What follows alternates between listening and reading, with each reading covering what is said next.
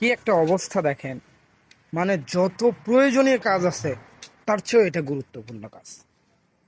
এই জন্যই তো সে বাসের ভেতর, ট্রেনের ভেতর, রেস্টুরেন্ট, বাসা, রাস্তাঘাট যেখানে যায় আছে সেখান থেকে সে খেলা দেখতেছে। মানে এটা তার এত ইমার্জেন্সি, এত প্রয়োজন যে হাঁটতেছে, একজন মোবাইল নিয়ে খেলা দেখতে দেখতে যাচ্ছে। বাসায় আছে সেও দেখছে, দোকানপাট সেও দেখছে। মানে এমন কোনো স্থান নেই যে এর থেকে বিরত আছে।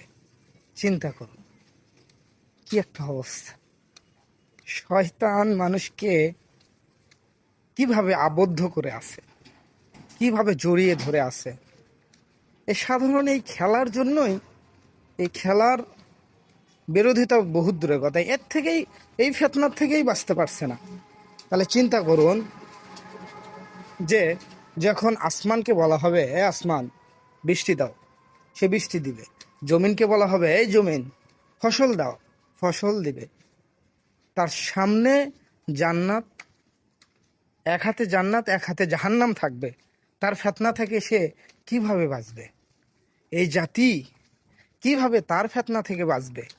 এই জাতি কিভাবে দাজ্জালের ফেতনা থেকে বাঁচবে? আফসোস, কি অবস্থা! দেখলে তো নিজেকে কষ্ট মনে হয়, কষ্ট মনে হয়। তারা সবাই বেশিরভাগই মুসলমানের বাচ্চা, মুসলিমদের বাচ্চা, কিন্তু কেউ শোনে, তারাও শোনে, কিন্তু কোনো এই শোনা তাদের কোনো কাজে আসে না।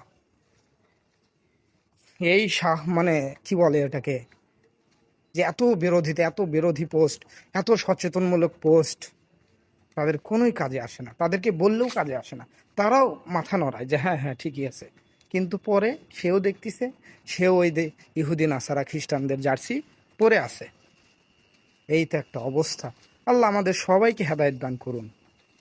ইয়া রব, এই ফিতনা থেকে আমাদেরকে বাঁচান।